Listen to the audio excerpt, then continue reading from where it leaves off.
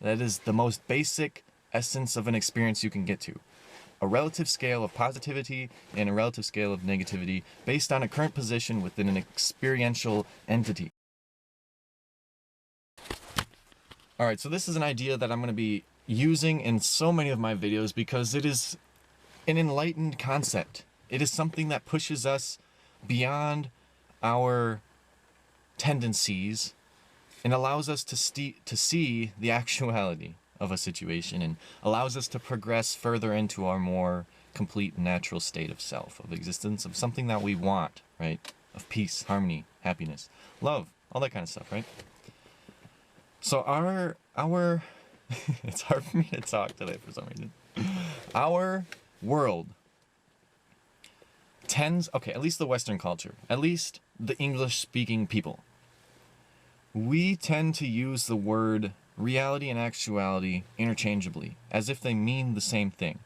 And they do not. They do not. This is an obvious scope on seeing the actuality of what people are like.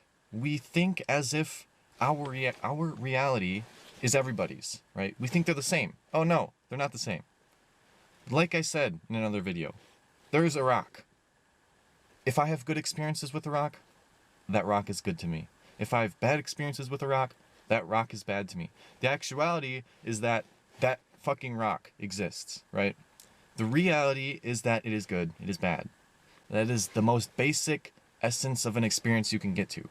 A relative scale of positivity and a relative scale of negativity based on a current position within an experiential entity. The actuality is that there is a thing, that there is an idea, that there is a block of information. And we provide all this kind of crazy fucking meaning based upon our experience, right? Reality. Now we experience that as real because it is real to us. We experience it. That's reality. But it is not actual. It is not actually everybody's. It is not the wholesome thing. Now this is why we should value everybody's experience. And this is why I make videos, is because we are all part of the human collective brain network. Some people are in the visual cortex, some people are in the auditory cortex, you know, painters, musicians. Some people are the teachers, the prefrontal cortex or something like that. Some people are the expressive agents of the amygdala, you know, whatever. And if we are to get a more complete understanding of the brain network of the human collective experience, then we should be talking to each other, you know? Oh my gosh, do you know how the United States people live? It's like we're living 30 feet away from each other, yet we don't even talk to each other. You're in the same area of the physical brain, and they're not even talking. You know, the world is so scattered nowadays that you probably don't have to think of a brain like that in the physical sense. As people who are living directly next to you probably won't have, you know, the same interest as you, but perhaps someone on the other side of the world will. That's not what I mean. But anyways, look, get it in your fucking head. Get it in your head. Reality and actuality are different. It's so strange to me that it takes so long for people to realize. In honesty, it took me about 19-20 years, you know. I've always been humble, though. I've always realized that there's more, because I constantly see more, so how can you not?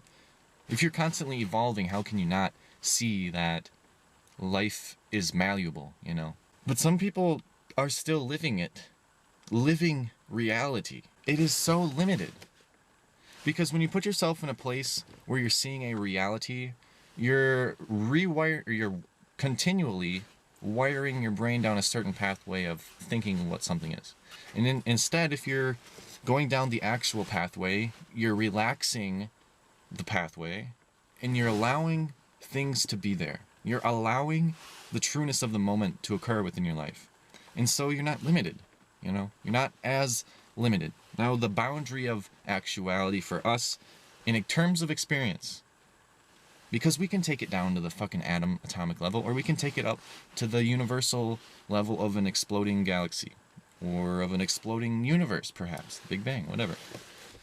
But based on the fundamental human scale of experience, our physical limitation is the space around us in terms of what we can sense, right?